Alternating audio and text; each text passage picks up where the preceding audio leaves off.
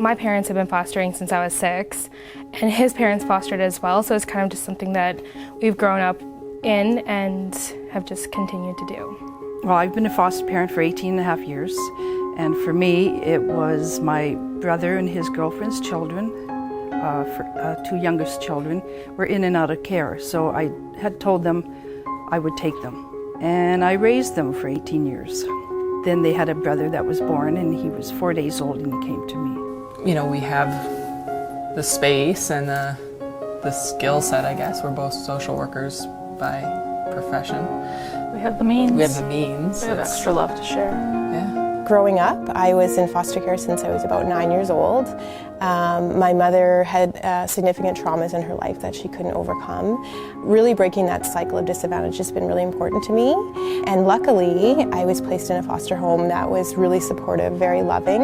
Well, I fostered because you feel comfortable with me, and we can communicate 100%. He's deaf himself. He came from a hearing family. Nothing wrong with that. Communicating 100% and feel comfortable.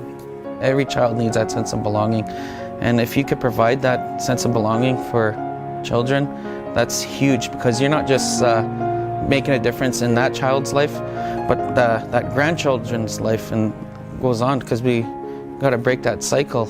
I think people our age think they're too busy. I think people our age look at their lives and say, we've got kids and we've got kids' activities and we've got our jobs and we've got family obligations and we've got all these things that are already taking up time in our lives. So they go, well, we're too busy. We don't have time for that. I mean, really, it's just like an extra plate at the table. You're already making dinner. You're likely going to have leftovers anyway. What's one or two more? Yeah. What's one or two more?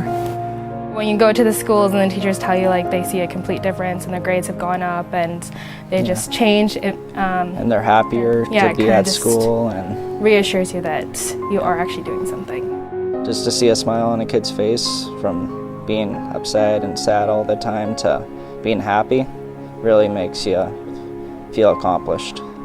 Kind of a bad kid sometimes, but again, they never gave up on me, and that was the thing that I felt like, you know, I put up a lot of walls and a lot of barriers so that I wouldn't let people come close to me, because I just didn't want to get disappointed again. But they never gave up. They still call me their daughter to this day, and I go see them on holidays, and my kids go call them Grandma and Grandpa, and it's just really beautiful. There's so many children out there that do need a safe place, a loving place. You know, if you do have time or love to give to a child, you know, become a foster parent.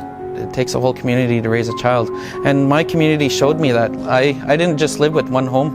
I moved in many different homes throughout the community, and but they all gave me certain gifts and certain tools to help me who I am today.